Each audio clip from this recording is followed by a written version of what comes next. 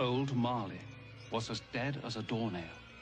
This must be distinctly understood, or nothing wonderful can come of this story I am going to relate.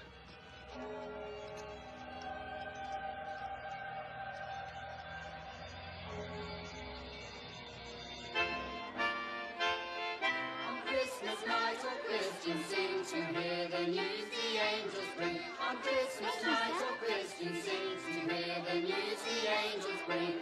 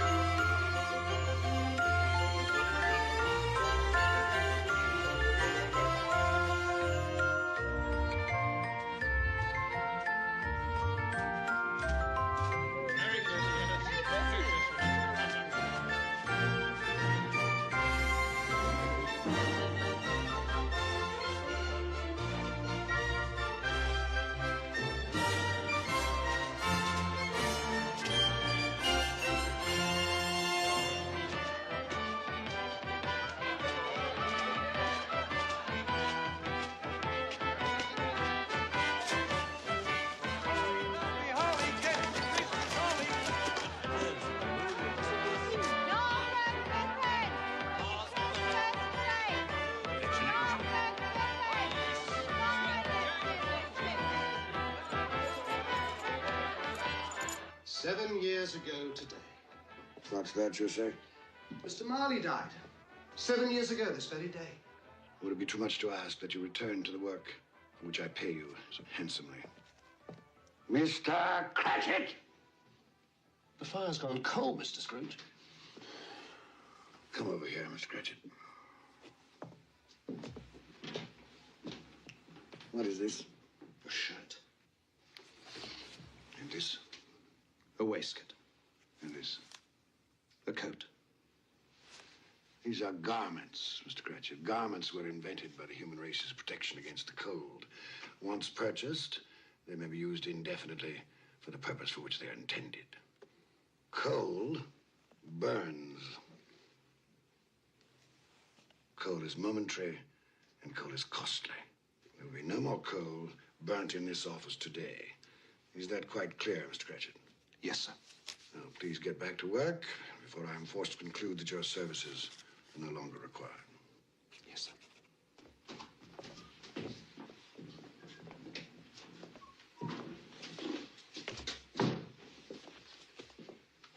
Merry Christmas, Bob Cratchit. And the same to you, Mr. Fred. Merry Christmas, Uncle. I said, Merry Christmas, Uncle. Humbug. Christmas a humbug, Uncle. Surely you don't mean that. I do.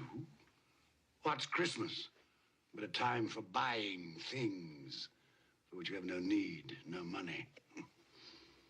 Time for finding yourself a year older, not an hour richer. If I could work my will, every idiot who goes about with Merry Christmas on his lips should be boiled in his own pudding and buried with a stake of holly through his heart. Come now, Uncle. Neville, you keep Christmas in your way and let me keep it in mine. Keep it, but you don't keep it. Let me leave it alone, then. Much good it may do you, much good it has done you. There are a great many things from which I might have derived good, from which I have not profited, I dare say. Christmas among the rest. But I've always thought of Christmas time when it comes round as a good time, a kindly, forgiving, charitable time. A time when men and women seem by one consent to open their shut-up hearts freely to their fellow creatures. And so Uncle Lurt has never put a scrap of gold or silver into my pocket. I do believe that it has done me good. And I say, God bless it.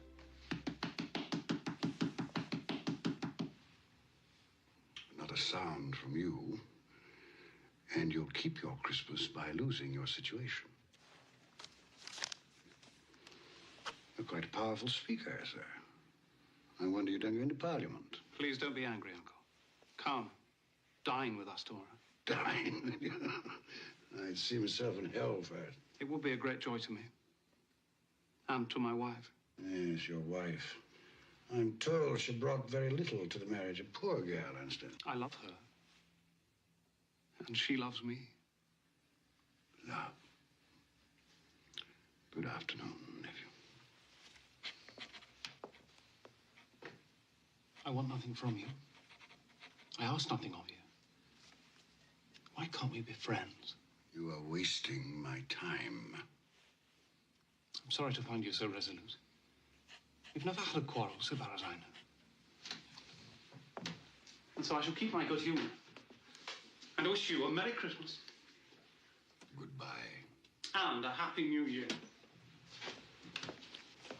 How's that fine family of yours, Bob Cratchit? Well, sir, all very well. Good. You'll give them my best wishes. Yes, sir, I shall. Thank you for remembering them. Goodbye, Cratchit. Goodbye, sir. And a Merry Christmas. Idiot. And he's made me late to boot. I'm off to the exchange. Don't lock up a moment early. No, sir.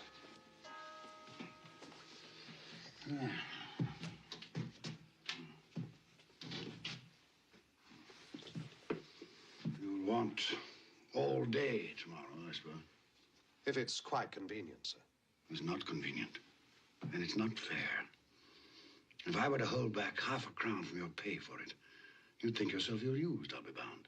But you don't think me ill-used when I pay a day's wages for no work. Christmas comes but once a year, sir.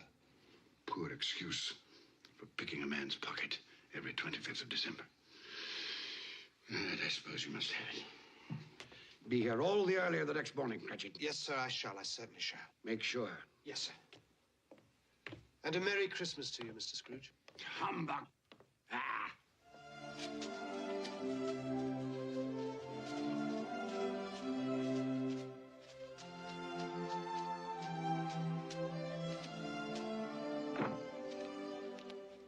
Merry Christmas, Mr. Scrooge. Don't beg on this corner, boy. I'm not begging, sir. I'm Tim Cratchit. I'm waiting for my father. Tim Cratchit, huh? Well, then you'll have a long wait, won't you? Thank you, sir. Humbug.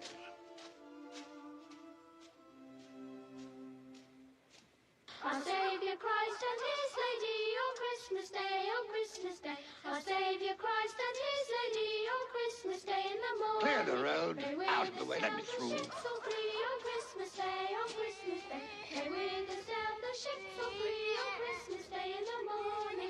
His reason weak is and is short, and sorrow all His pain. He went to church but once a year, and that was Christmas Day. So grant us all a change of heart, rejoice for Mary's son. Pray peace on earth to all mankind, God bless us everyone. Pay 80 for January, pay 80 for January. Any open market? Any open market? Buying here, buying. Ah, Ebenezer. We were afraid you weren't coming. It's almost closing, sir. Well, I'm here, aren't I? I said you'd be here. Didn't I say Ebenezer Scrooge would be here? I knew you'd change your mind. Right, I have changed my mind. Oh, good, then you'll take our bid. The price has gone up. Gone up? But that's not possible. If you want my corn, gentlemen, you must meet my quote. Plus 5% for the delay. It's outrageous, Scrooge. You'll be left with a warehouse stuffed with corn. Well, that's my affair, isn't it? But if we pay your price, our bread will be dearer. The poor will suffer. Buy the corn someplace else. Good day, sir. Scrooge, a moment. We'll take your corn at the price you quoted yesterday. Too late. If you wait until tomorrow, it'll cost you another 5%. Damn it, Scrooge, it's not fair. No, but it's business. I'll give you a moment to make up your minds.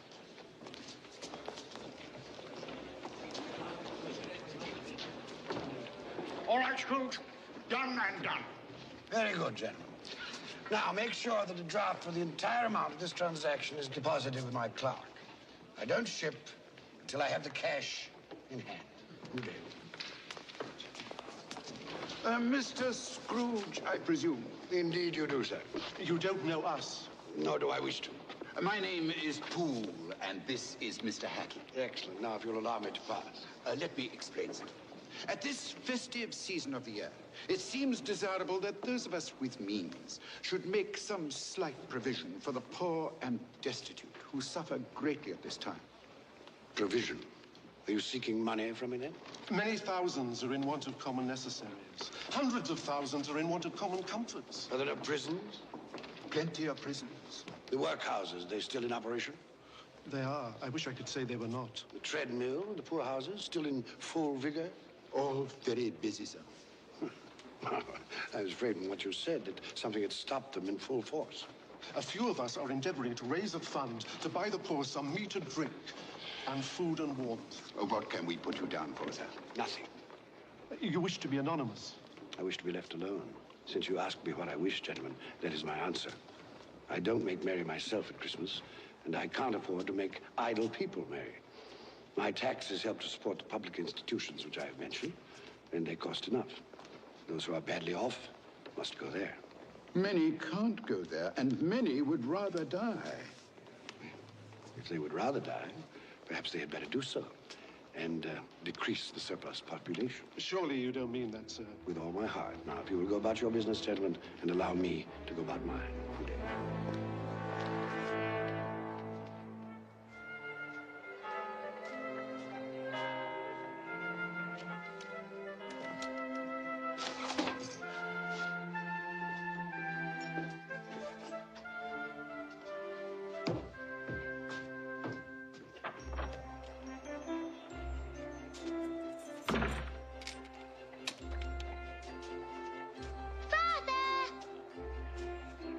Tim, you must be frozen.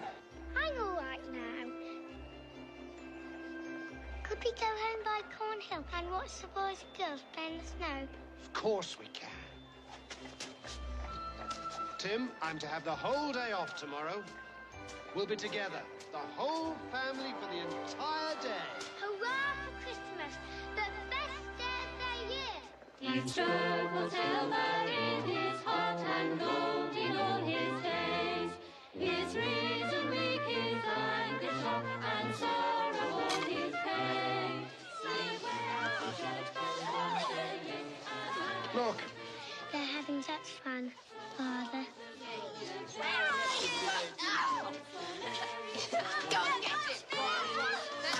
You'll be there one day, playing with the other children. I'm quite sure I will. I feel I'm getting stronger every day.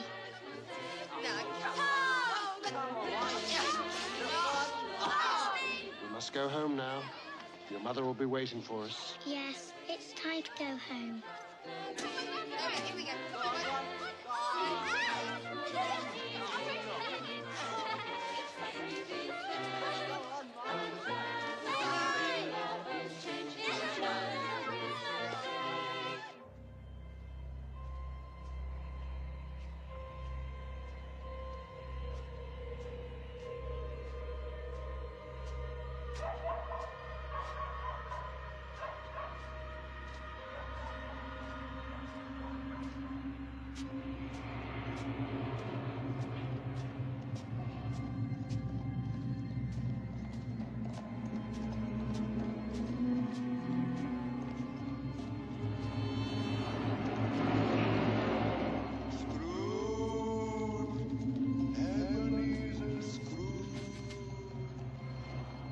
calling me.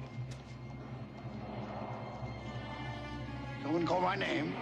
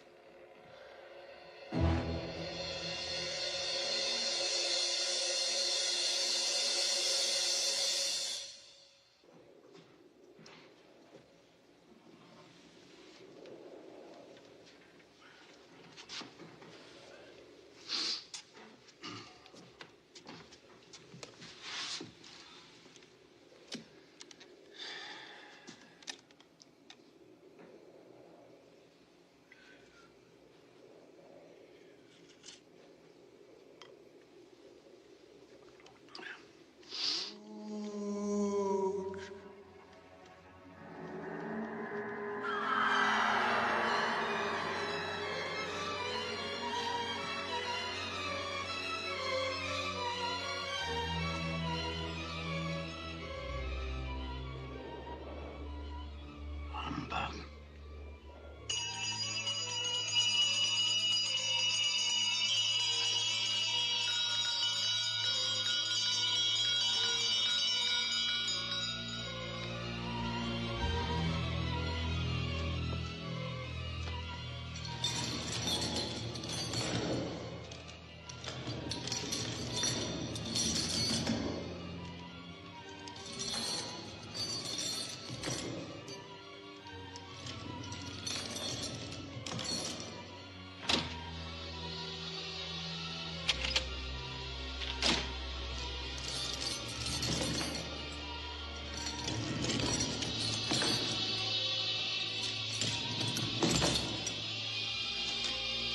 Humbug,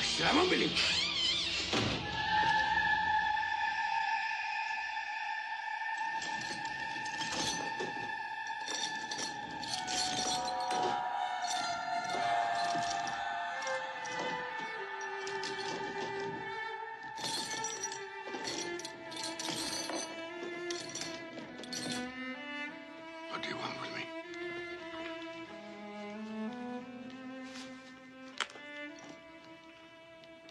Much. Who are you? Ask me who I was. You're particular for a ghost. Who are you then?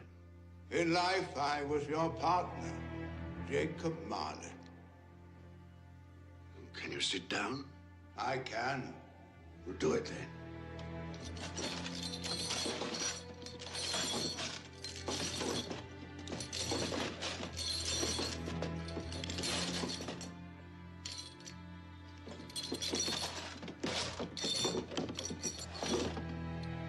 You don't believe in me.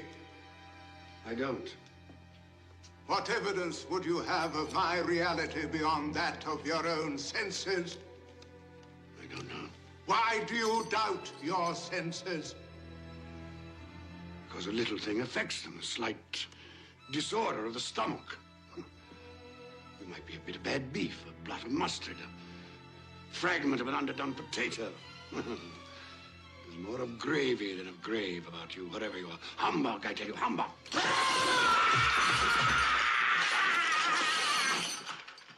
Mercy. Dreadful apparition. Why do you trouble me? Man of the worldly mind, do you believe in me or not? I do, I must. But why do spirits walk the earth? Why do you come to me? It is required of every man that the spirit within him should walk abroad among his fellow men and travel far and wide. And if that spirit goes not forth in life, it is condemned to do so after death. It is doomed to wander through the world and witness what it cannot share, but might have shared, and turn to happiness. The chain. Tell me why. I wear the chain I forged in life. I made it link by link and yard by yard. Is its pattern strange to you? Or would you know the weight and length of the strong coil you bear yourself? It was as full, as heavy, and as long as this 7 Christmas Eves ago, you have labored on it since. It is a ponderous chain. I see no chain. Mine were invisible until the day of my death, as yours shall be. Tell me more. Speak. Comfort to me. I have none to give. My spirit never walked beyond our counting house. In life, my spirit never roved beyond the narrow limits of our money-changing hole. No doubt of that. You always were a good man of business. Business? Mankind was my business. The common welfare was my business. Charity, mercy, forbearance, and benevolence were all my business. The dealings of my trade were but a drop of water in the comprehensive ocean of my business. Sorry for you, Jacob. Is there anything I can do for you? For me? Nay, it is too late. But I have come for your sake, Ebenezer. Have you? Well, you always were a good friend. As part of my penance, I have been sent to warn you. And so you have? And to offer you a hope and chance of escaping my fate. You will be haunted by 3 spirits. 3 spirits?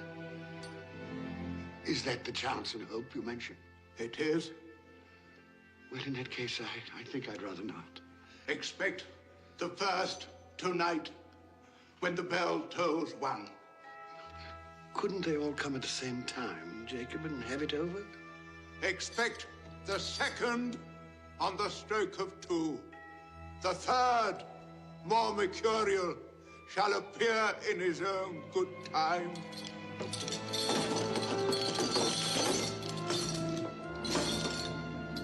Look to me no more. Look, that you may remember what has passed between us.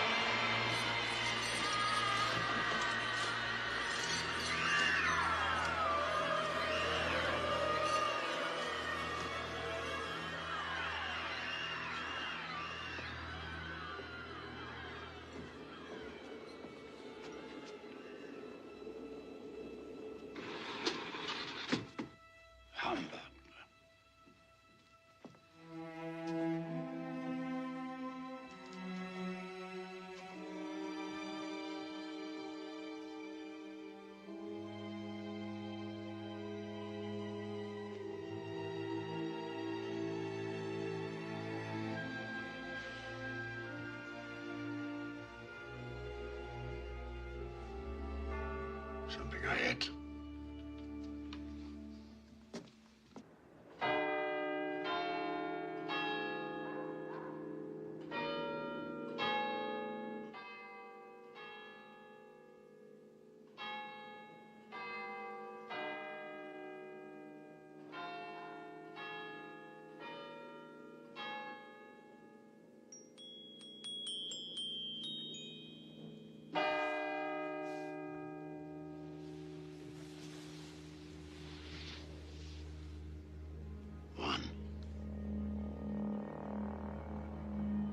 What was it Molly said?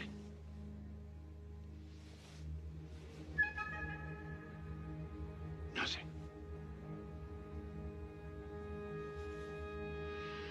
Just a dream, then.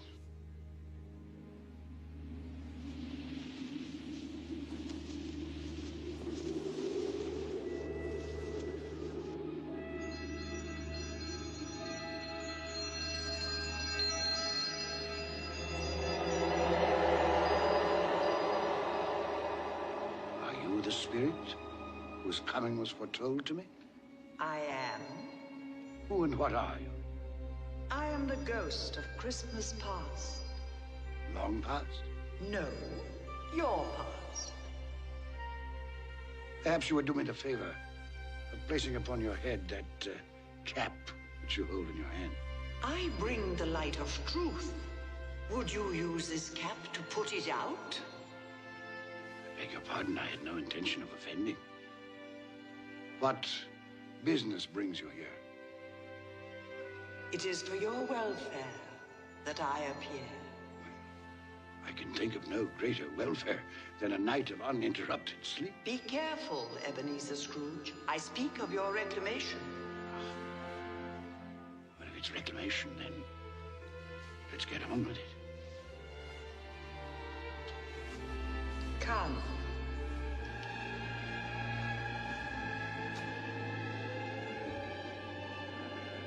We shall be invisible and silent as the grave.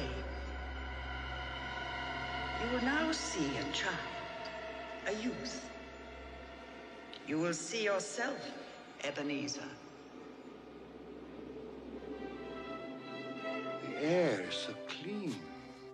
How different from the city. Do you know where you are? Of course, I was bred here. I was a boy in this place. That's Daniel Costas. Robert Estes. Hello, Daniel.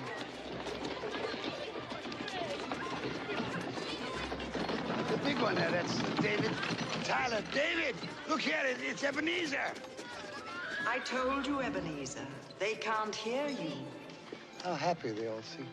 That's right, they do. Yes, well, it's time to move on. Come along, Ebenezer. You know the way. I could walk it blindfolded. Your school. I remember. And it's Christmas Day. There's a boy in there, neglected. The boy is deserted by his friends and his family. His mother is dead. His father holds him a grudge. Why does his father hold him a grudge? She died in childbirth.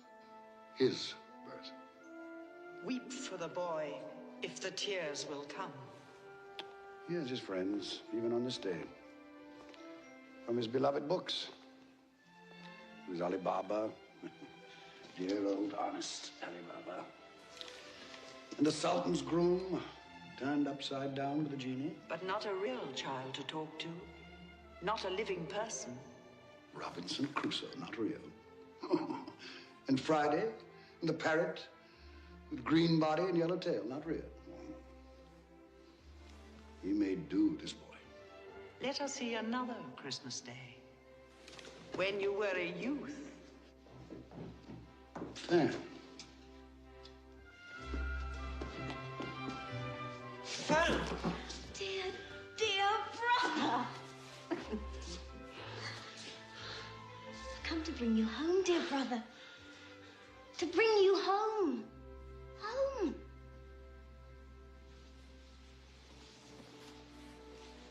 Home, little fan. Yes. Home for good and all. Father's much kinder than he used to be. He spoke to me so gently one dear night that I was not afraid to ask once more if you might come home. And he said, yes, you should. And sent me in a coach to bring you.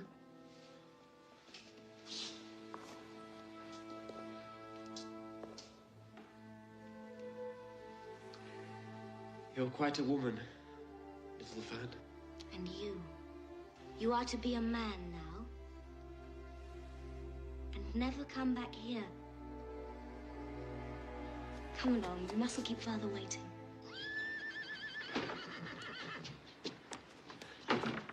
Father! There, boy, there. Stand still now. Let me look at you. They haven't been overfeeding you, that's certain. I've grown, I think. Yes, most boys do. Fan has told you won't be moving back here. Yes, sir. It's time you made your way in the world. I've arranged an apprenticeship for you. You'll move into Mr. Fezziwig's establishment in 3 days' time. 3 days, Father. I'd hoped we'd have my brother home for longer. Longer? 3 days is quite long enough for both of us. Don't you think, Ebenezer? Yes, sir. Quite long enough. You finished back there? All safe and secure, sir. The carriage, Fan. On our way. Into the carriage, boy.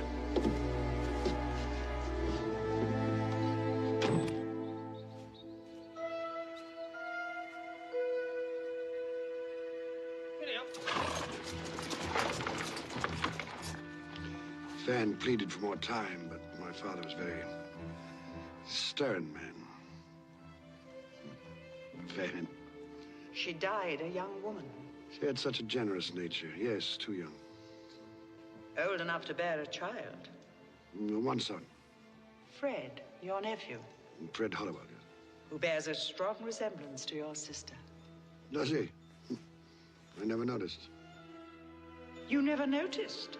I'm beginning to think you've gone through life with your eyes closed. Open them. Open them wide.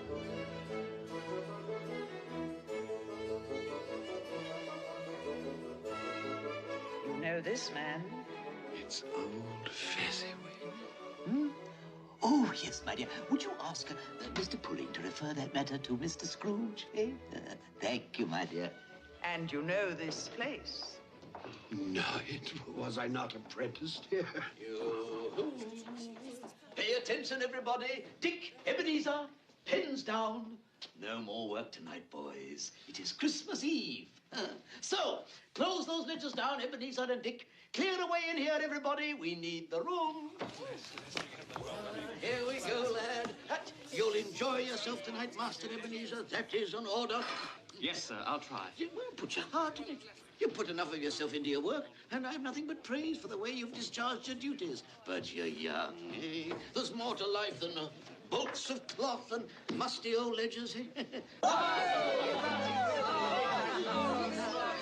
It's Mrs. Fezziwig and the 3 daughters and their suitors.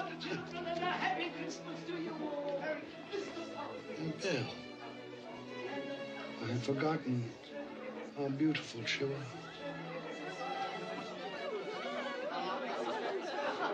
Hello, Belle.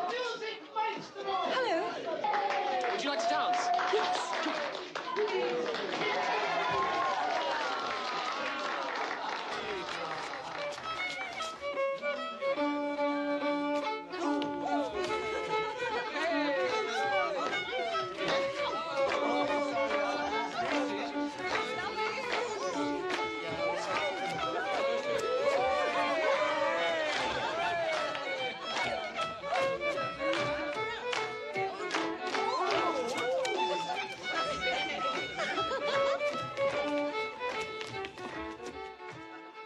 How long since you danced, Ebenezer? Waste of time, dancing. You didn't think so then? There was a reason then. There's been a change in you since you've come to Fezziwig's. You were so gloomy. Oh, I think I should warn you, Miss Belle. I am of a serious bent of mind. I consider seriousness to be an admirable trait of character, but it can be overdone. I should take heed of your advice, ma'am, and go through life with a grin on my face.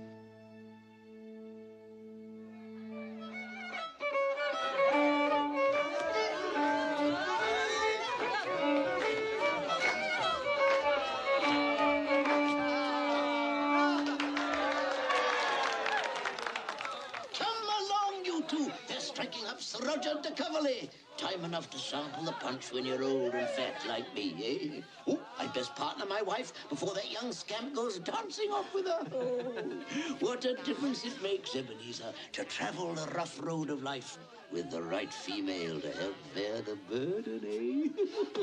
What a lucky man I am! Shall we join the others, Ebenezer? My pleasure, Miss Belle.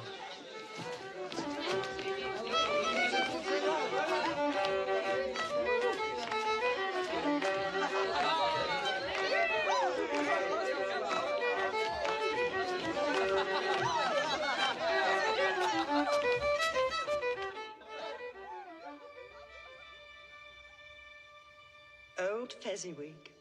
A silly man. Silly? Why silly? What did he do, after all, to deserve the praises of those apprentices?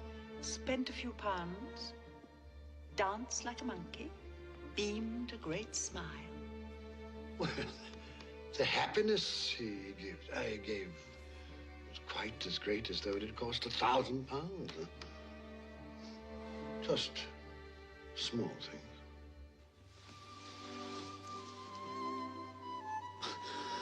Belle. Are you in love, Ebenezer? The thought had occurred to me.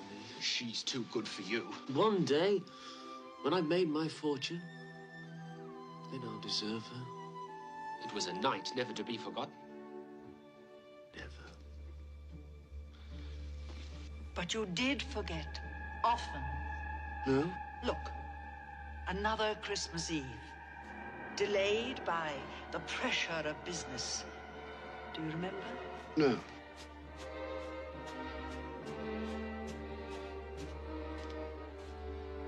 Hello, Belle. Now do you remember? Sorry I'm late. I thought you might not come. I know how busy you are. Well, the time of year and the nature of my business, it's important now that I use my time and opportunities wisely. Another idol has displaced me. What idol has displaced you? A golden one. All your hopes have merged into a master passion. Profit. The thought of money engrosses you. Perhaps I've become wiser. But I've not changed towards you. Our contract is an old one. It was made when we were young and our prospects limited. How often I've thought of those times. If there had been no understanding between us, would you seek me out and try to win me now? A dowerless girl with nothing but myself to bring to a marriage. You have no answer. You think I would not then? Oh, Ebenezer, what a safe and terrible answer. So characteristic of the careful man. Ebenezer, I release you. You are a free man. I let you go with a full heart. May you be happy in the life you have chosen.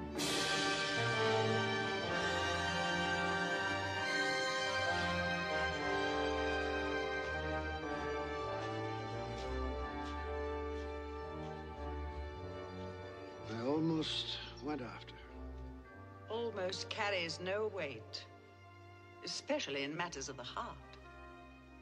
And you did have a heart, didn't you, Ebenezer? Why didn't you follow her? Upon his death, my father left me a small inheritance. Belle wished to be married, insisting that we could get along on very little. But I wanted something more for both of us. So I lent out that money, laid the foundations for financial success, which I have achieved, I may add. Congratulations. Well, thank you not to sneer. Spirit, show me no more. Conduct me home. You have explained what you gained. Now I will show you what you have lost. Belle. Yes, Belle. And those are her children. Oh, darling, he's wonderful, isn't he? Oh, Lord, what a brood.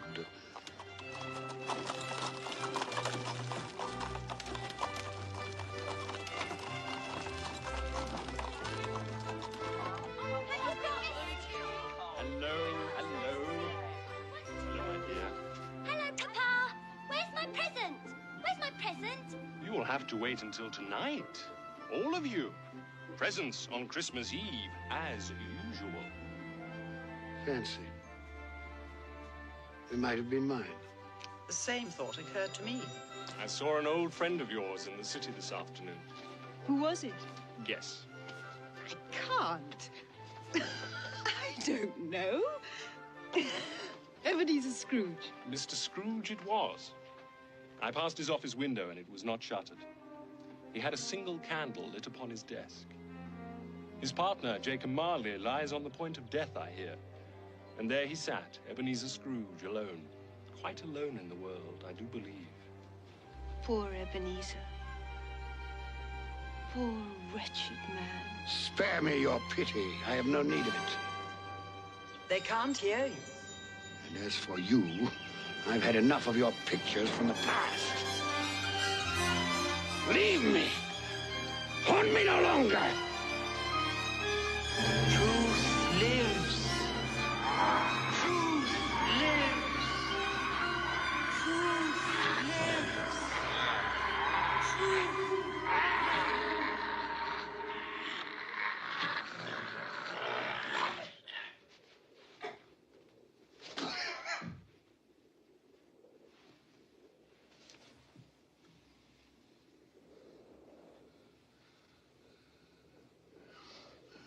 A nightmare.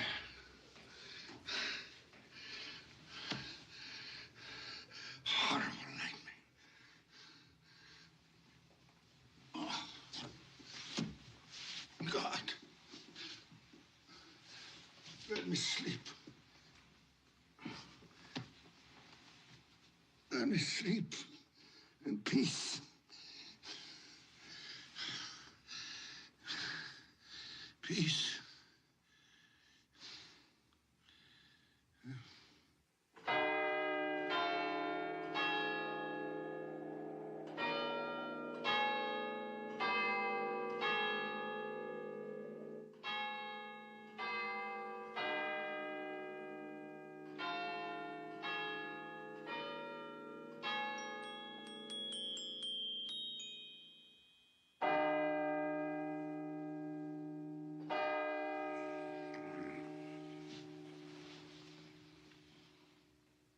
Two.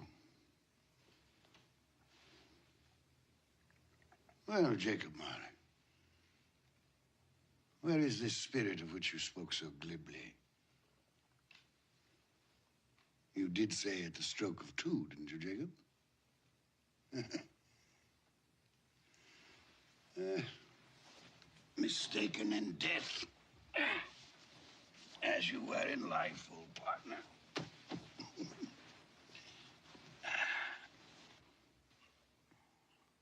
Ebenezer Scrooge! Ebenezer Scrooge!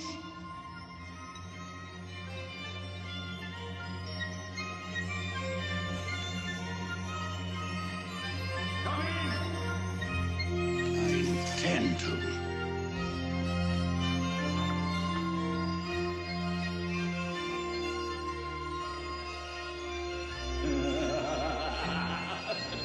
Come in and know me better, man.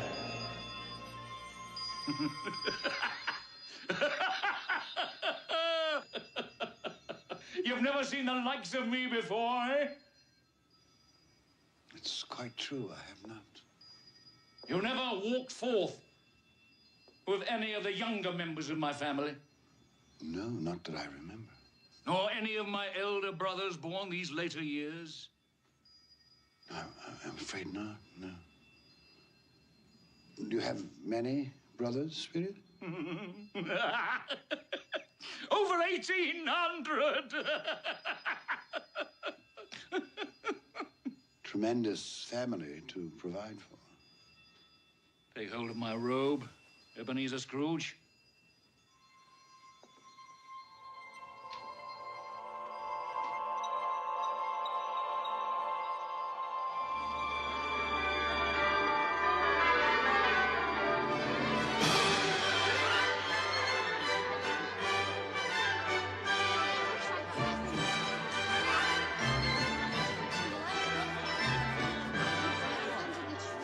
What day is it now?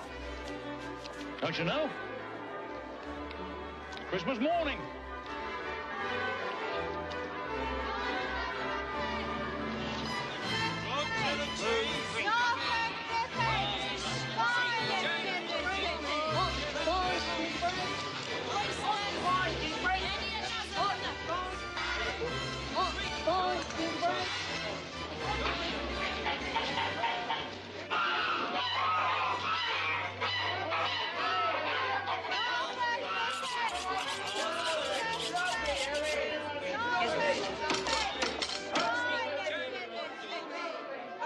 There's a lot of buying, isn't there? Oh, Ebenezer, is that all you can see?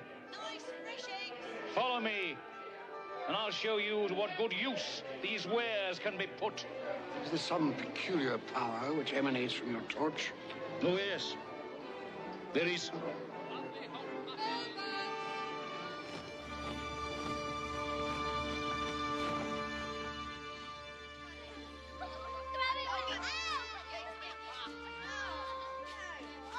Do you know this house? I can't say I do. It is the house of Bob Cratchit. Is he? Well, he does very well on 15 bob a week. Shall we go in? I wouldn't want to disturb. As with Christmas past, we shall be invisible and unheard. Wonder what's keeping your father. He's probably stopped to talk to the parson. Father always likes to compliment him on his sermons. I do hope the pudding's a success this year. No one makes a better pudding than you, Mother. Peter, save some for the rest of the family. Just testing the cooking, Mother. I'm sure they'll manage very well on their own without your help, young man. Hello, Mother. Hello, Mother. Smell the goose cooking, Martha. Yes, it makes my mouth water. Mine too. I can't wait. Well, you'll just have to. Now run along with Martha and help her butter the bread thinly. Here they are.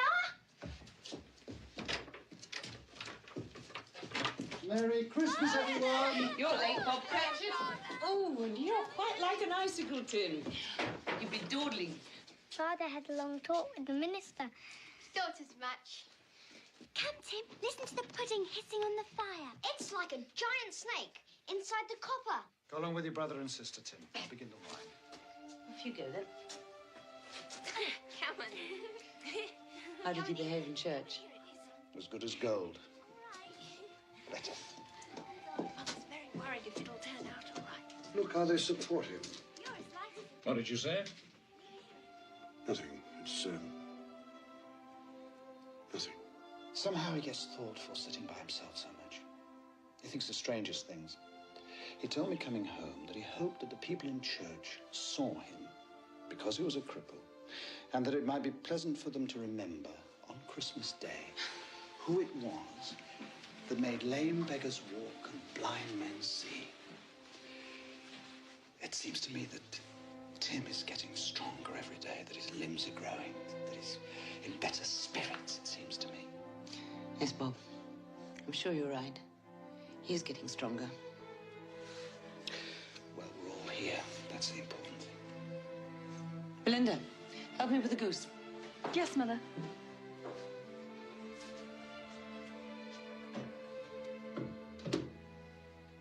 Peter, I have some good news for you. I met by chance this morning at church a fine gentleman, Fred Hollywell by name. He's a nephew of our own Mr. Scrooge, and he remembered that I have a son coming of working age, and he told me that he had a position open starting at 3 shillings and sixpence every week. 3 shillings and sixpence every week? So, if you are agreeable, you may start work on Monday next.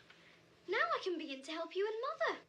More important, you shall be embarking on a fine career. To start a boy at 3 and sixpence a week. Hey, it's typical of my nephew. It's no wonder he's never been able to put by a penny. Perhaps he's put by more than money. Fred? He's doing this to spite me, you know. Employing the son of my employee at an exorbitant wage.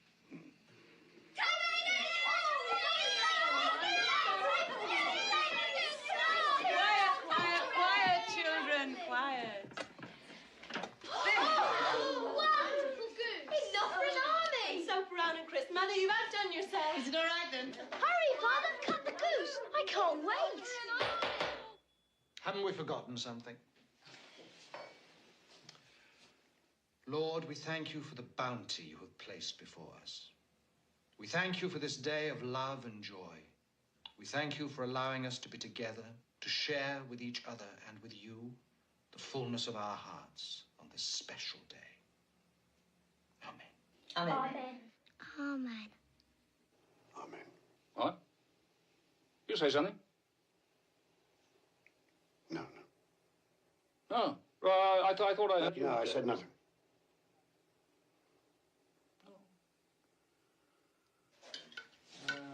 Peter.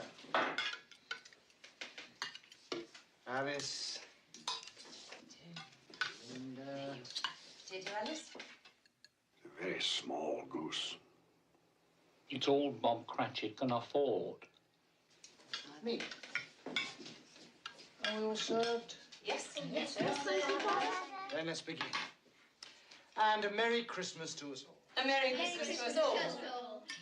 And God bless us, everyone.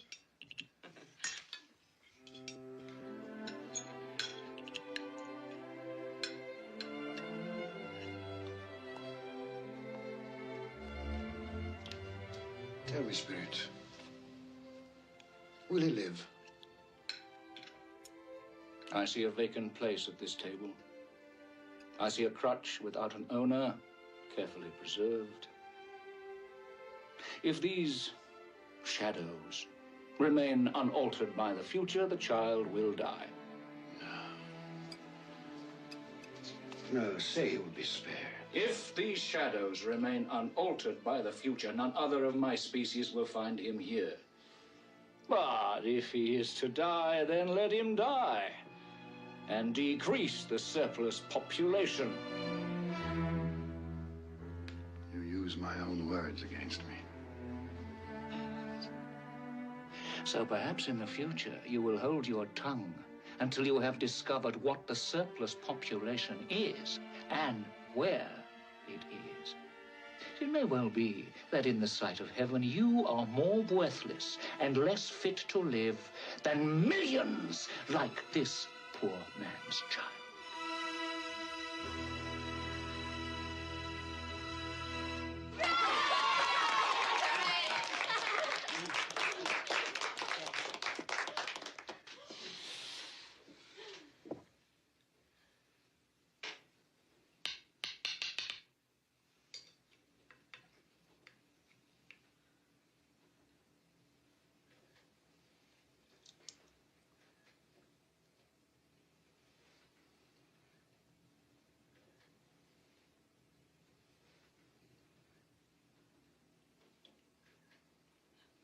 A triumph, my dear. Another triumph. I told you so, Mother. Well, it's a success. What a relief for Mrs. Cratchit. Now their feast is over. And not quite. Just one more ceremonious moment. Look.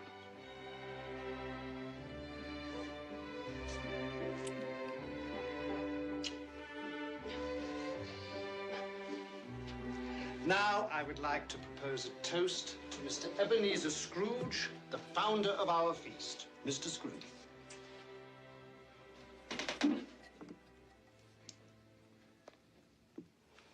Huh. The founder of our feast, indeed. I wish I had him here. I'd give him a piece of my mind to feast upon, and hope he had a good appetite for it. My dear, the children, it's Christmas Day. It should be Christmas Day, when one would drink the health of such a stingy, odious, mean, hard, unfeeling man as Mr. Ebenezer Scrooge. My dear, have some charity.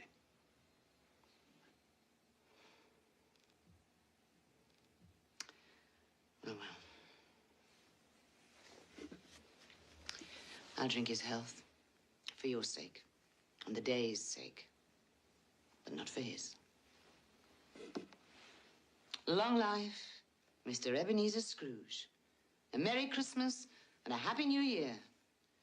I've no doubt his Christmas will be very merry, and he'll be very happy. Mr. Scrooge. Mr. Scrooge. Mr. Scrooge. Mr. Scrooge. Mr. Scrooge.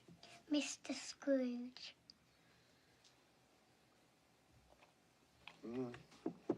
He's made a point, Bob Cratchit has. Without me, there would be no feast, no goose at all. My head for business has furnished him employment. Is that all you've learned by observing this family on Christmas Day? Oh, no, not all, but one must speak up for oneself, for one's life. Oh, here it is. Here we come, a-wassailing among the leaves so green. Here we come, a-wandering so fair to be seen. Love and joy come to you, and a Merry Christmas too. And God bless you and send you a Happy New Year. We have some time left.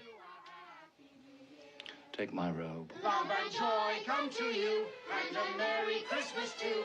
And God bless you and send you a Happy New Year.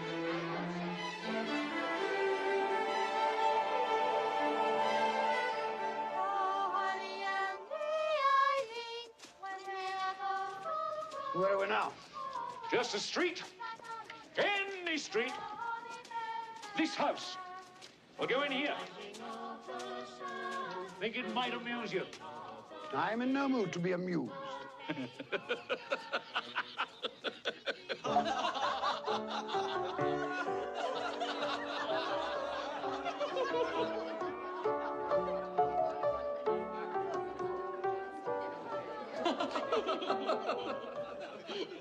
Dear husband, do you find my playing so amusing? Oh, I'm sorry, my love. I was thinking of his face yesterday. Humbug, he said. Humbug. He said that Christmas was a humbug. He believed it, too. I'd very much like to meet your uncle, sir. The droll way in which you portray him tickles my heart. He's a comical fellow. But not so pleasant as he might be. His offences carry their own punishment. Dear brother-in-law, it's said he's very rich. Yes, well, that is very true. But his wealth is of no use to him. He doesn't do any good with it. He doesn't even make himself comfortable with it. I don't squander it. That's what you mean by comfortable. You mustn't argue with those we visit. It's useless and even tactless. Tact is a quality I despise. That I can see. I have no patience with him. Well, I have, and I feel sorry for him. Sorry for me. Who suffers from his ill whims? Himself, always. Here, he takes it in his heart to dislike us and not come and dine with us. And he loses a very good dinner indeed. The reason that I talk about my uncle so is that my mother, God rest her saintly soul, was very fond of him. She loved him. It's true. Fan loved me, and I her. Dear Fan. I wish you were alive today. Fred looks very like her. Yes, I've been reminded of that just recently. I was only going to say that the consequences of his taking a dislike to us and not making merry with us is that he loses some pleasant moments which could do him no harm. And I mean to give him the same chance every year, whether he likes it or not. And every year he'll say, Christmas. Bah! Come, my dear, we must see to our guests. Hello there. Would you like some nougat? Boys, can't hear myself think. Well, they seem to be happy. Well, I suppose that free food and drink would be an occasion for pleasure to most people. Happy in each other's company, I mean. Everyone, hush there. We shall have a game, a word game. Huh? Yes, a game. What should it be? Does everyone know the rules to similes? All right, everyone. Now, you shall each have 5 seconds to answer. I'll ask the question. Mr. Topper, you'll keep count. Well, I shall do my best. Now, you'll each have 5 seconds to answer. If you fail to give an acceptable answer within that time, then you must each stand behind your chair. Last one to, who's seated wins the prize. Fred, don't go on so. Just begin. Oh, I'm sorry, my love. Yes, I shall. Yes, I shall. Now, proud as. Proud as a peacock. So, dry as a bone. Plump as. My wife. Sorry, just a little joke. Plump as... 1, 2 seconds. A partridge. Quick as. Oh. Wind. No. 1, 2, 3, 4, 5. A wink, you idiot. Ebenezer, shh. You said they could neither see nor hear us. That's quite true. Oh, yes, sorry. Even I forget the regulations sometime. After all, I do not come back very often. Shh, I'm trying to listen to the game. Modest as. A maiden. No. Well, I'm sure it's a well-known simile. Well, I was thinking of modest as a violet. Right. However, I will accept your answer. Janet. Attend. Tight as. Tight as... A drum. Anyone knows that. Tight as. Not very bright, my nephew's wife. Tight as your Uncle Scrooge's purse strings. Oh, Janet, that's quite wrong. And your time is up. You've lost and you must stand behind your chair. Tight as a drum. That's what I was thinking of. Good for you, Fred. The boy's got a head on his shoulders. And as for the laughter at my expense, Spirit, I'm inclined to overlook it in view of the general gaiety of the evening. It is now time to leave this pleasant scene. We have one more visit to make before my time is done. Take hold of my robe. Sly as. A fox! Yes. Red as. Red as a rose. Yeah. Silent as. The night. No. A mouse. Not at all. No, I know. The grave. Where are we now? I'm sure I don't know this place. The name would mean nothing to you. It's a place, like many in this world.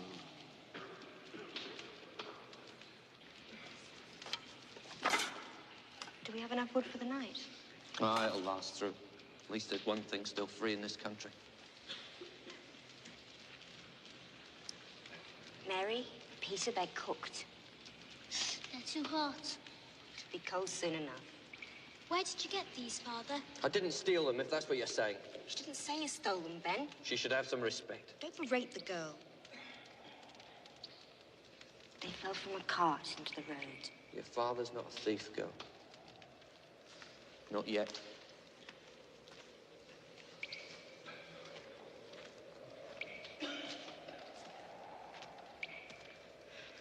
Why are these people out here? Men and women in rags, children eating scraps. They're institutions. Have you visited any of them, these institutions you speak of? No, I'm taxed for them. Isn't that enough? Is it?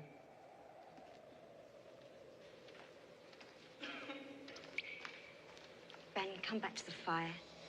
Look at these hands, Meg. They're hard hands. They've done hard work. I want to work.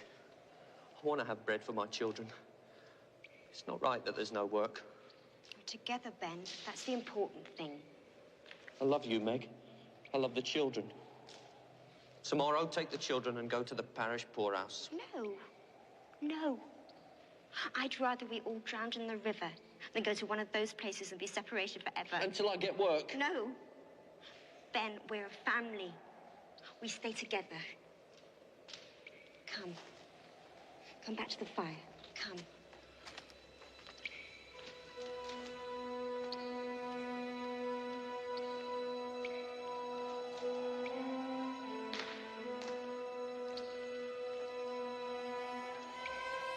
How do you show me this? What has it to do with me? Are they not of the human race? Look here! Beneath my robe!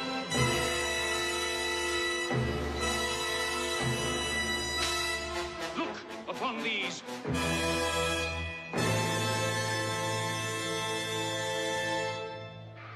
What are they? They are your children. They are the children of all who walk the earth unseeing. Their names are ignorance and want. Beware of them. For upon their brow is written the word doom. They spell the downfall of you and all who deny their existence. Have they no refuge, no resource? Are there no workhouses? Are there no prisons?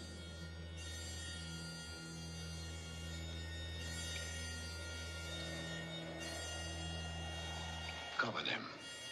I do not wish to see them. I thought as much. They are hidden. But they live. Oh, they live. Well, time has come for me to leave you, Ebenezer Scrooge. Leave? Leave me here? Oh, yes. Well, you cannot. Take me back to my bed. It's too late. It's cold. The place is strange. Don't leave me.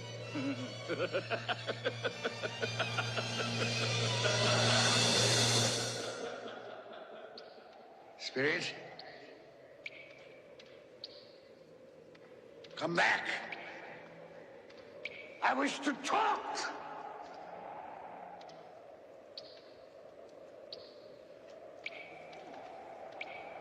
Perhaps I had made a mistake here and there. Talked too quickly about matters to which I gave no great thought. Very well, we'll have a give and take. Come to some meeting of the minds. I'm a reasonable man. Spirit! Have pity on me. Don't leave me.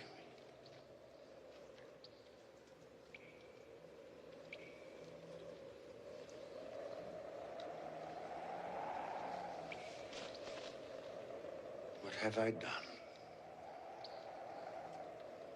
to be abandoned like this? What?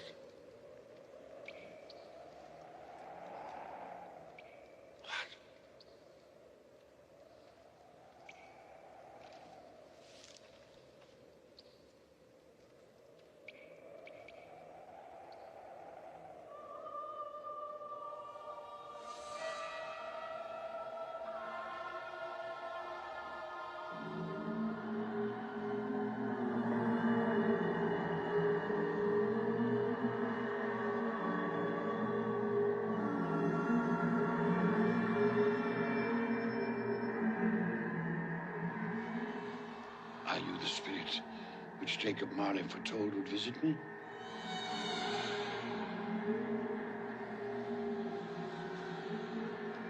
Then I am in the presence of the ghost of Christmas yet to come, am I not?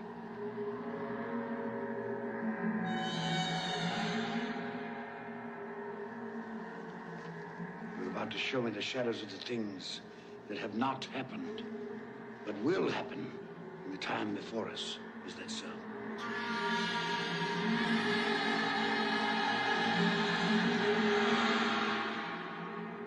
fear you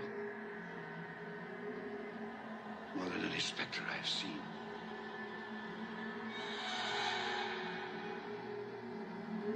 I am prepared to bear your company. Will you not speak to me? Very well. Read on. Night is waning fast. Time is precious to me.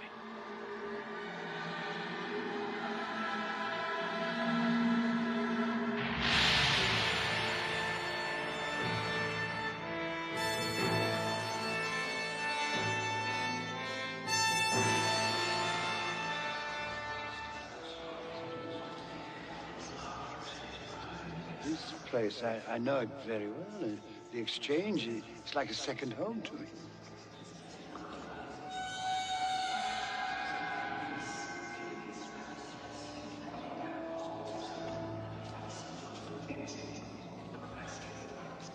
No, I don't know much about it either way. I only know he's dead. When did he die? Well, last night, I believe. What happened to his money? Left it to his company, perhaps? Who else did he have? It'll likely be a very small funeral, supposing we volunteered and form a party. I'll go if lunch is provided, but I insist on being fed for the time I'll waste. Have these men no respect for the dead? I should go, I suppose. After all, we did considerable business together. Well, I must go and find the price of corn. Goodbye. How was I privy to that conversation? What purpose could it have for me?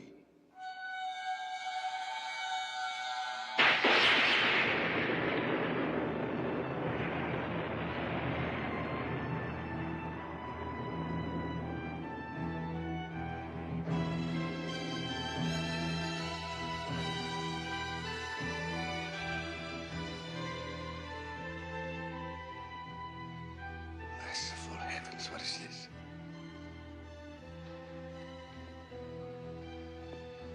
Spirit, this is a fearful place. I wish to leave it.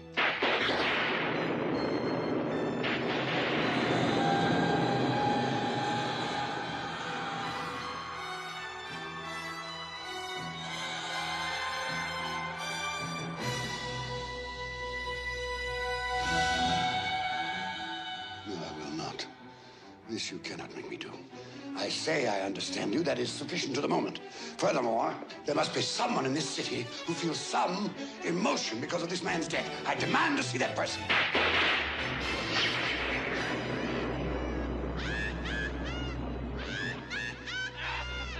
This is a most foul part of town. We must have made a mistake, taken a wrong turn.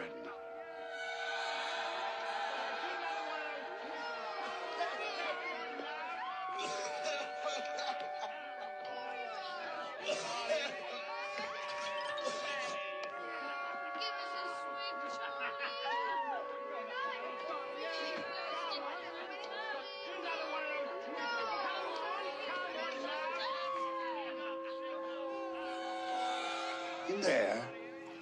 I have no business to transact in there.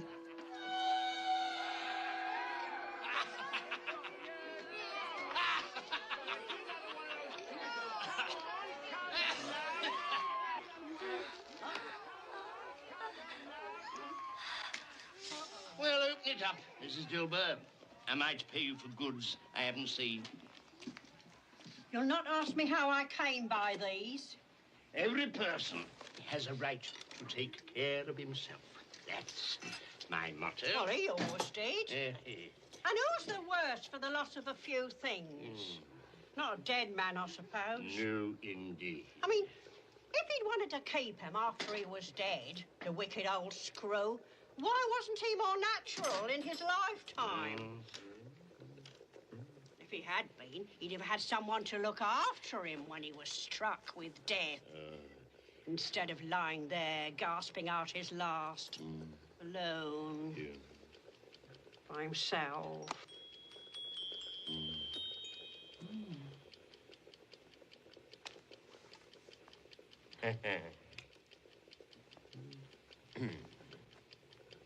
Those are my things. She's stolen my things. I'll have her before a magistrate. What do you call these? Bed curtains. You don't mean to say you took them down, rings and all, with him lying there.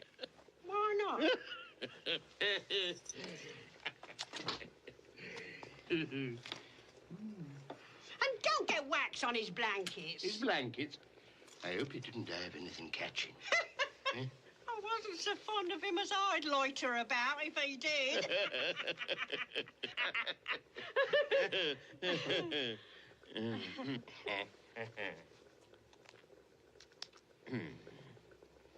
Well, what's your offer then? 4, 6, 5, 3, 6, 2, 4. Those are not my things. Yes, they are similar, but the person she speaks of, that could not be me. A similarity, perhaps. £1, 5 and 3. Not a penny more if I was to be boiled for it. You're Arden, Joe, and no mistake. I'm always kind to the ladies. That's the way I ruin myself. Spirit, what perversity is this? I asked to see some emotion in connection with this man's death. You show me only greed and avarice. Let me see some tenderness, some depth of feeling.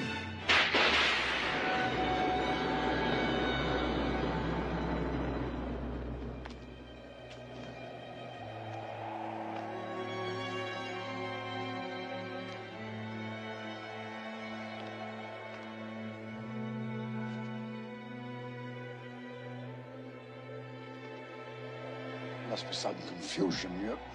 Your fellow spirit brought me here earlier. Very well. You're devilish hard to have a conversation with. Suffer the little children to come unto me, and forbid them not, for such is the kingdom of God. Verily I say unto you, whosoever shall not receive the kingdom of God as a little child, he shall not enter therein. This colour hurts my eyes.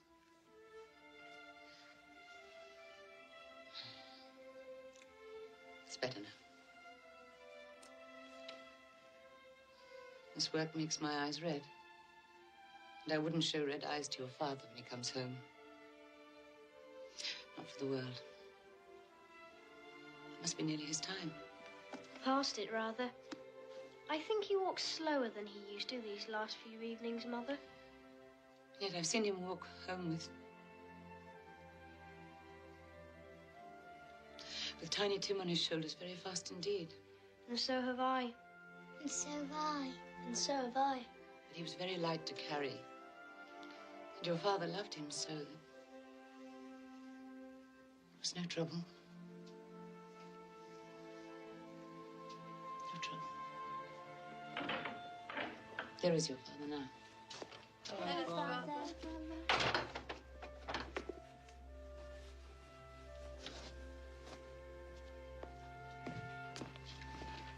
Hello, my dear. Hello, my dear ones. Hello, Father. You're late. We were worried about you. I'm glad you're home, Father. I am too. You've become quite a little harmful. The reason that I'm late is because I walked by there today. Today? I couldn't keep away.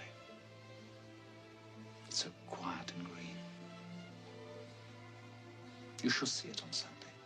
We shall all go on Sunday. I promised him that every Sunday walk. My little child. My little child. Father, please don't grieve so. Oh, I'm sorry. I have all of you. A blessing to be thankful for. Do you know who I saw in the street today? Mr. Scrooge's nephew, Fred. And he greeted me in his usual cheerful way. And he saw that I was a little sad. He asked me what was distressing me. And when I told him, he said that he was heartily sorry for it. And, Robert, Tim is part of all of us. For his sake, we must go on living. So long as we love one another, he will always be alive. Yes, of course, my dear. But however and whenever we are parted from one another, I'm sure that none of us will ever forget poor Tiny Tim. No, never. And when we recollect how patient he was, and how mild, although he was but a little child, I'm sure that we will not easily quarrel among ourselves.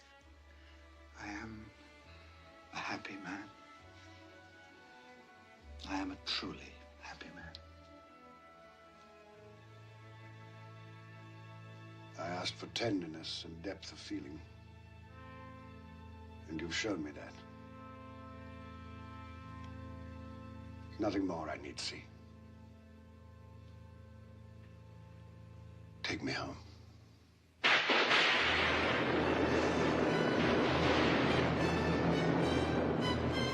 What is this? I thought we had agreed that you would transport me home.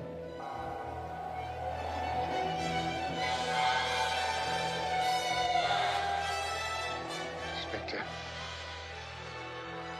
something informs me that the moment of our parting is at hand. I know it, but I know not how. Tell me,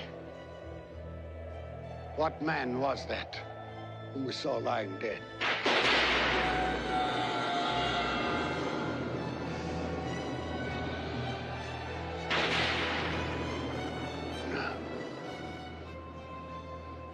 No, before I draw near to that stone, answer me this. Are the things you have shown me the shadows of the things that will be? Or are they the shadows of the things that may be only?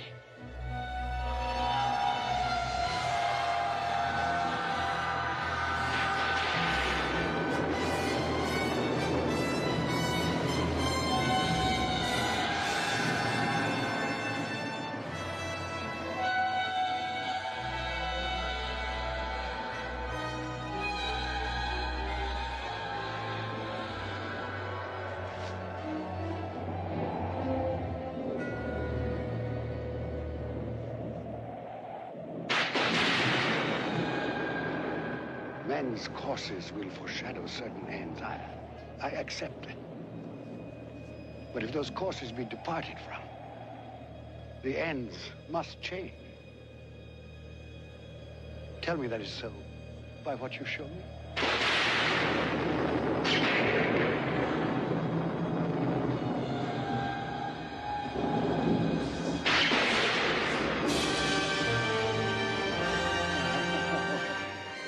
Dear me, I am not the man I was. I will not be the man I must have been but for this visitation. Why show me this if I am past all hope? Good Spirit, your nature intercedes for me and pities me. Say that I may change these things by an altered life. I will honor Christmas in my heart and try to keep it all the year. I will live in the past, present, and the future. The spirits of all three shall strive within me. I will not shut out the lessons that they teach. Tell me. Tell me that I may sponge away the writing on this stone. Spare me. Spare me.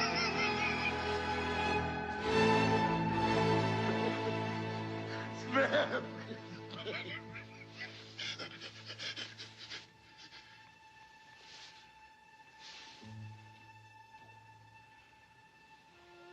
My own room.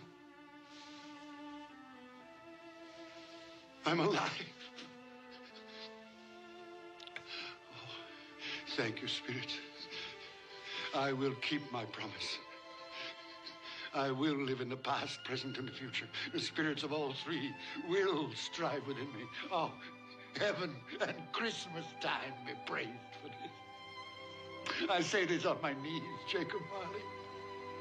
On my knees.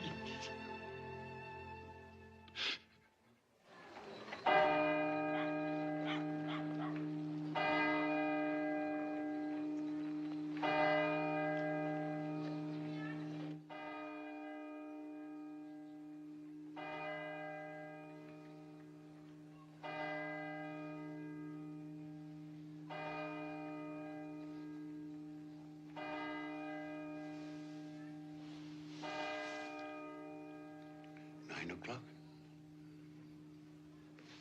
And daylight. But what day? Hello, you there, boy. Me, sir? Yes, you, my good fellow. What day is today? Today? Why, it's Christmas Day, of course. Christmas Day. I haven't missed it. The spirits did it all in one night. Well, they can do anything they like. Of course they can. Hello, my fine fellow. Hello. Do you know the poulterers in the next street but one, on the corner? I should hope I did. Intelligent boy, remarkable boy. Do you know if they've sold the prize turkey that was hanging there? What, the one as big as me? Delightful boy. Pleasure talking to you. Yes, the one as big as you. It's hanging there now. Well, go and buy it. Yes, go and buy it and bring them round so that I may tell them where to deliver it. Come back with the man, I'll give you a shilling. Come back in less than 5 minutes, I'll give you half a crown.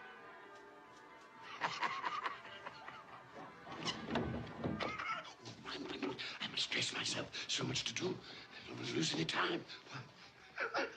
I was light as a feather.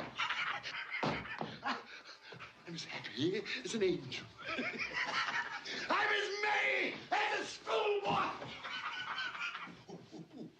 I'm as giddy as a drunken man. Merry Christmas to everybody, and a Happy New Year to the world!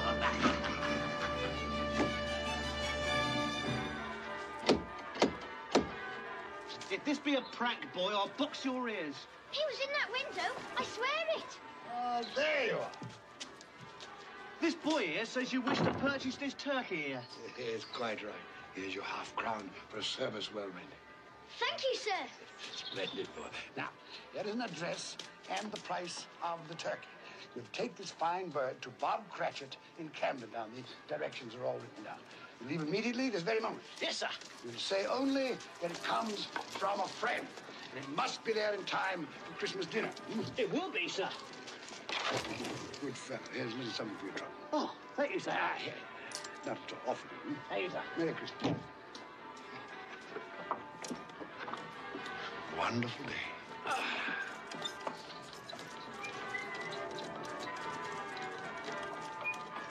So grant us all a change of heart. Good morning. Merry Christmas to you. Great is Like angel. Yes, exactly. You sing excellently well here. Thank you. It is I who thank you for that glorious music on this glorious Christmas day.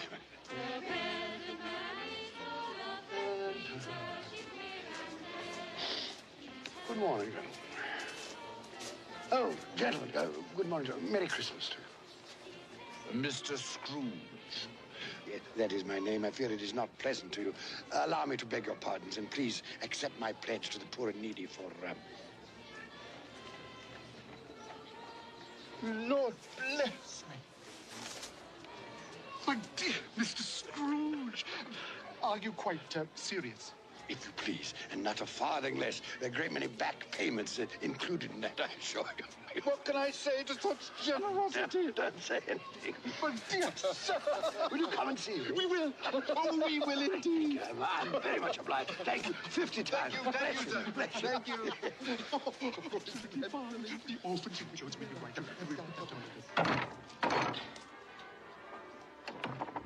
Yes? Bob Cratchit? Yes? This is for you. Well, there must be some mistake. You are Bob Cratchit? Yes. Well, there ain't no mistake. I didn't order this. This here prize turkey was bought and paid for by a gentleman to be delivered to Bob Cratchit and family in time for Christmas dinner. What gentleman? What's his name? Anonymous. He wishes to remain anonymous. Anonymous, you said? That's what he said, an anonymous gentleman. Well, who could have sent it? I have no idea. Perhaps it's a mistake. That's what I thought. It's got our name and address on it, though. What should we do then? I say we cook it and eat it and have the best Christmas feast we've ever had in our lives. And I say, Mrs. Cratchit, what a splendid idea. And God bless us all, everyone. And God bless us all, everyone.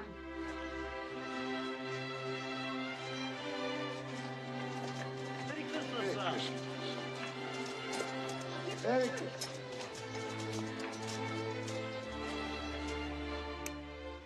Oh, Fred. Oh, it's much too expensive. But do you like it?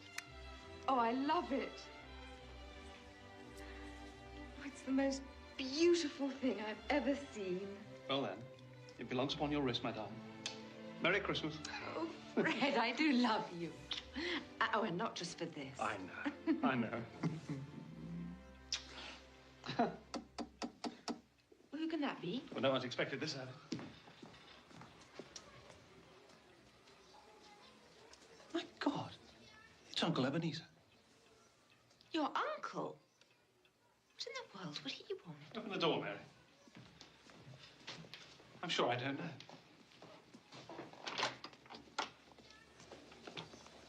Fred, Uncle Ebenezer. may I come in? Yes, come in. Please. Thank you. Do come in. Good afternoon, madam. Merry Christmas to you. Merry Christmas to you. Oh, Uncle Ebenezer. This is my wife, Janet. Janet, this is Uncle Ebenezer. It's a pleasure. More like a surprise, wouldn't you say? Well, that, too. Well, that's quite true. Quite honestly, it is a surprise. When we spoke yesterday, you made it quite clear, it seemed to me, at least, that you had no intention of accepting my annual invitation. I made other things clear, too, didn't I, Fred? That Christmas was a humbug, a waste of time and money. A false and commercial festival, devoutly to be ignored. Yes, basically that was it. Well, I've come for 3 reasons. First, to beg your pardon for the things I said about Christmas. That was a humbug, Fred. Was it? I didn't know it then, but I know it now. Secondly, I've come to meet your wife. Well, here she is. Yes. And a very beautiful woman she is, too. Thank you.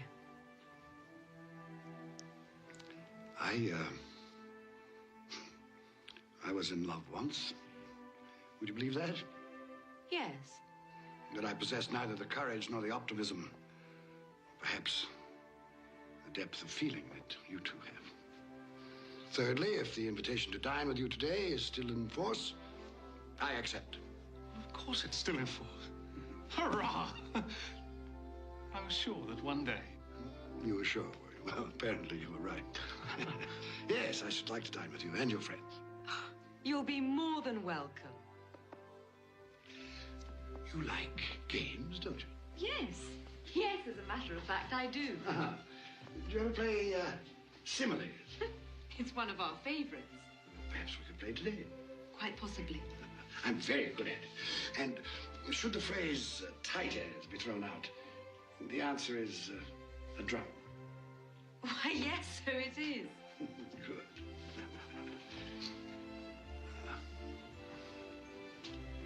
Forgive me for saying this, but I see the shadow of my sister in your face.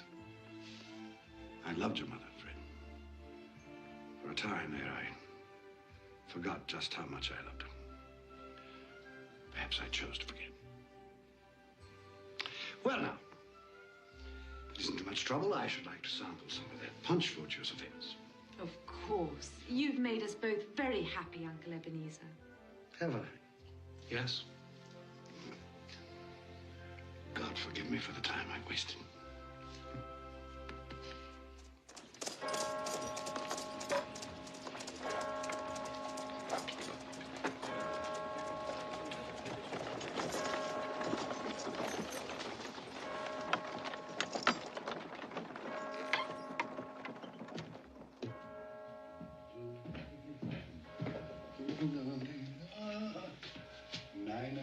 Late again, eh, Cratchit? We'll see about this.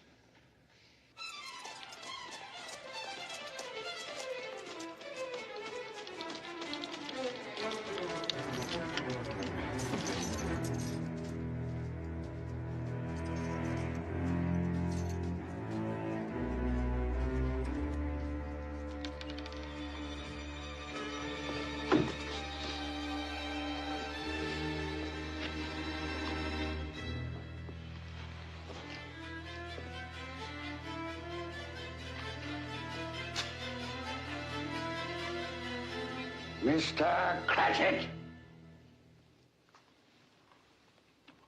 Yes, sir.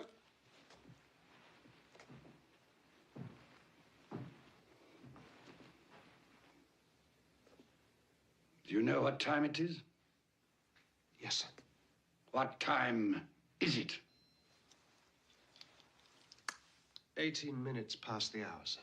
18 and a half minutes past the hour. What do you mean, coming here this time of day? I'm sorry, sir. I am behind my time. Yes, I think you are. Step this way, sir, if you will, please. It's only once a year, sir. It shall not be repeated. I was making rather merry yesterday.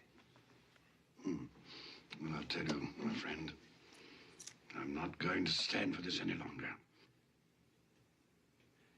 Therefore, I am going to double your salary. Double my salary, sir? Yes, Bob.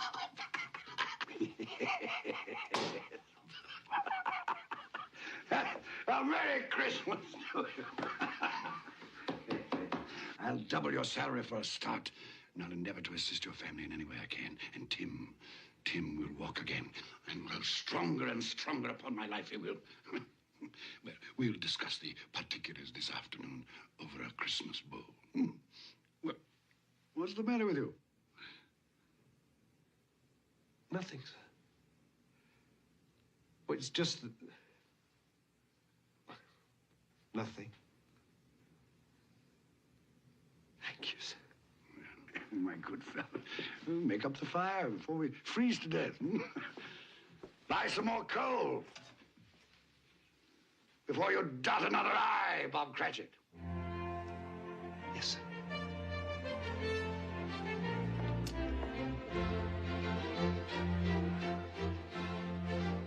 Ebenezer Scrooge was better than his word.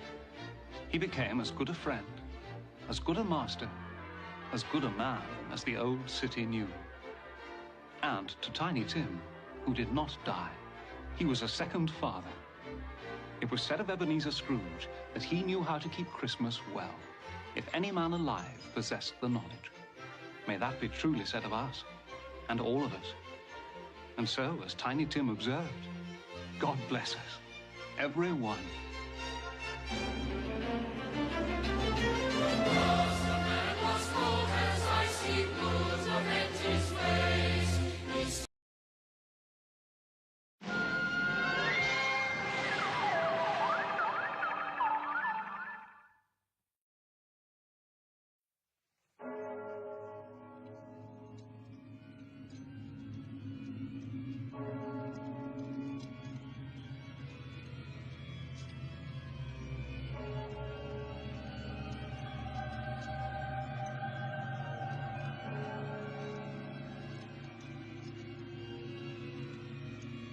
Old Marley was as dead as a doornail. This must be distinctly understood, or nothing wonderful can come of this story I am going to relate.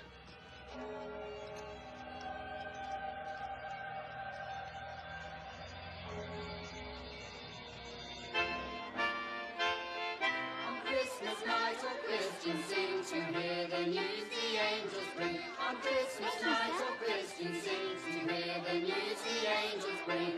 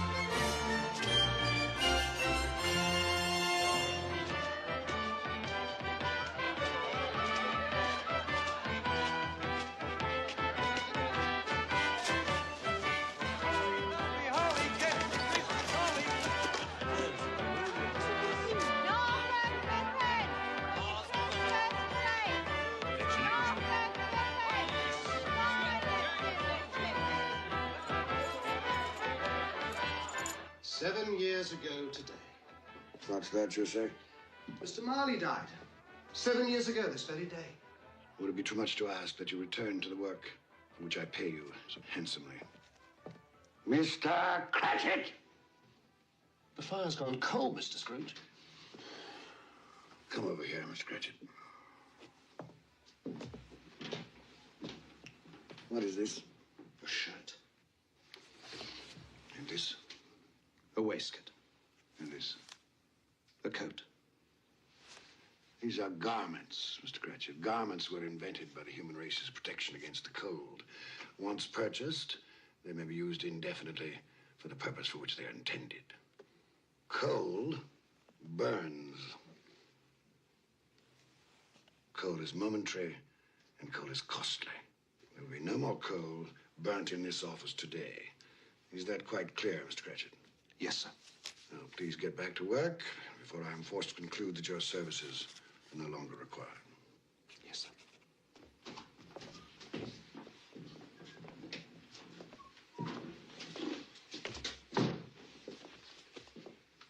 Merry Christmas, Bob Cratchit. And the same to you, Mr. Fred. Merry Christmas, Uncle.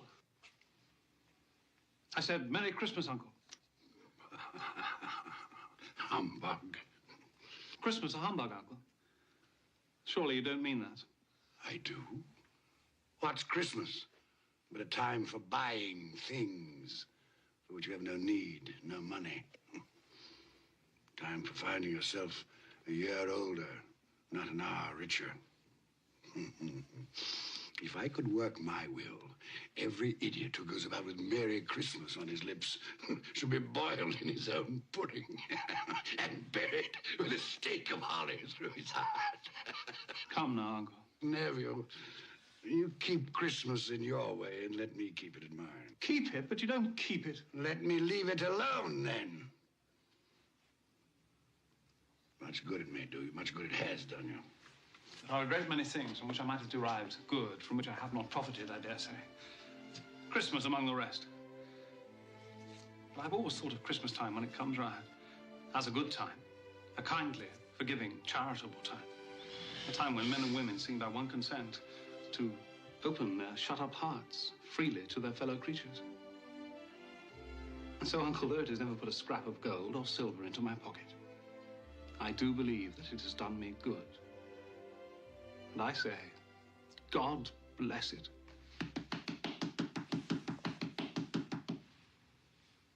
Not a sound from you, and you'll keep your Christmas by losing your situation. You're quite a powerful speaker, sir. I wonder you don't go into Parliament. Please don't be angry, Uncle. Come, dine with us tomorrow. Dine? I'd see myself in hell first. It would be a great joy to me. And to my wife. Yes, your wife. I'm told she brought very little to the marriage. A poor girl, Einstein. I love her. And she loves me. Love. Good afternoon, nephew. I want nothing from you. I ask nothing of you. Why can't we be friends? You are wasting my time. I'm sorry to find you so resolute. We've never had a quarrel, so far as I know. And so I shall keep my good humor. And wish you a Merry Christmas. Goodbye. And a Happy New Year. How's that fine family of yours, Bob Cratchit? Well, sir, all very well. Good. You'll give them my best wishes. Yes, sir, I shall. Thank you for remembering them. Goodbye, Cratchit. Goodbye, sir. And a Merry Christmas. Idiot. And he's made me late to lunch. I'm off to the exchange. Don't lock up a moment early. No, sir.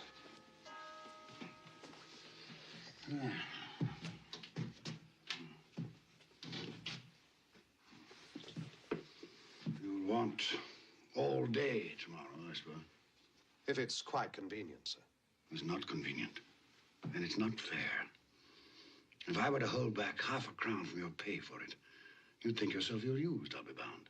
But you don't think me ill-used when I pay a day's wages for no work. Christmas comes but once a year, sir. Poor excuse for picking a man's pocket every 25th of December. I suppose you must have it. Be here all the earlier the next morning, Cratchit. Yes, sir, I shall. I certainly shall. Make sure. Yes, sir. And a Merry Christmas to you, Mr. Scrooge. Humbug. Ah.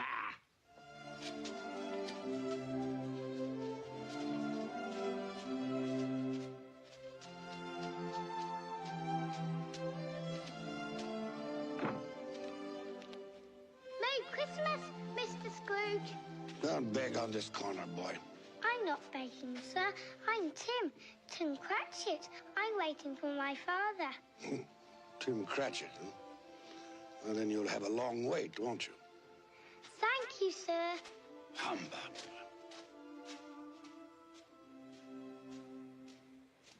Our Saviour Christ and His Lady on Christmas Day, on Christmas Day. Our Saviour Christ and His Lady on Christmas Day in the morning. Clear the road. They will Out of the way. Let me through. ships all free on Christmas Day, on Christmas Day. They will sail the ships all free on Christmas Day in the morning. Here's